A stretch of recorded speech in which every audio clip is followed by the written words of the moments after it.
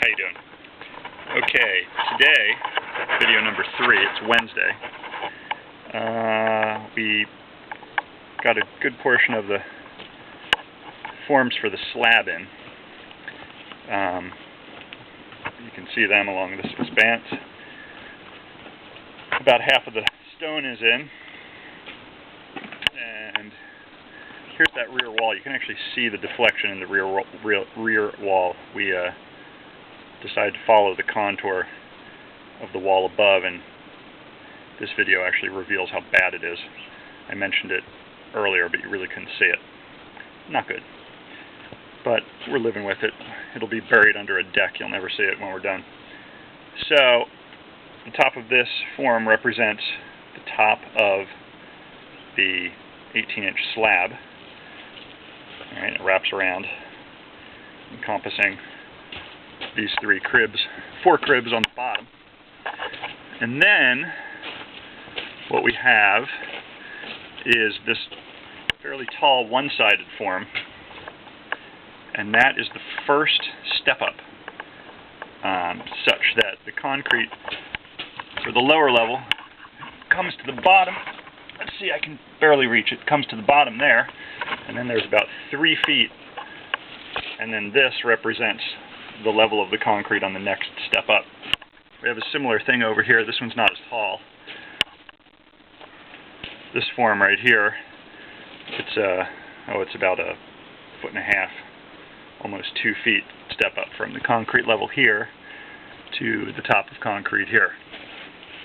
And there's one more step up, and it's represented by that horizontal 2x12 in the backfield there. I was just working on that at the end of the day, but didn't really finish it. So the problem here is this is a one-sided form, so all of the weight of concrete has to be braced against something else. And I guarantee that when we pour it, we're going to have problems, and that wall's going to deflect a little bit. I haven't really come up with the solution to that, but we're working on it. Let's see, we did the rebar order. Turns out there's 16,000 pounds of rebar that we're putting in. That's a lot of sticks. Let's see, if you look down here, you can see this board right here, and that's the third level I was talking about. Obviously, it's not ready yet.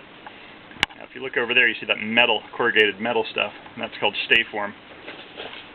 We'll go around the front to look at that. You can see it down there in the pit. That's, instead of having a 2x12 piece of Douglas fir that's a form, you use the stuff called stay form, and it does exactly what it says it does. It stays in the form, so after the pour you don't actually have to strip the forms and remove the wood. I don't like using this because it's $30 a sheet, and it ends up really expensive. Just these few walls ended up being over $600 in material.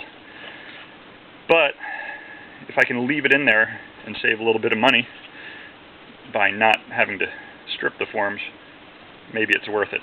It doesn't leave a nice finish, but it's all underground, so it doesn't really matter. And I'm trying to kill 2 birds with one stone, in that we have this other super expensive waterproofing material. It's called Miradrain, or Meldrain. And what it is it's a felt fabric with this weird, dimply plastic material.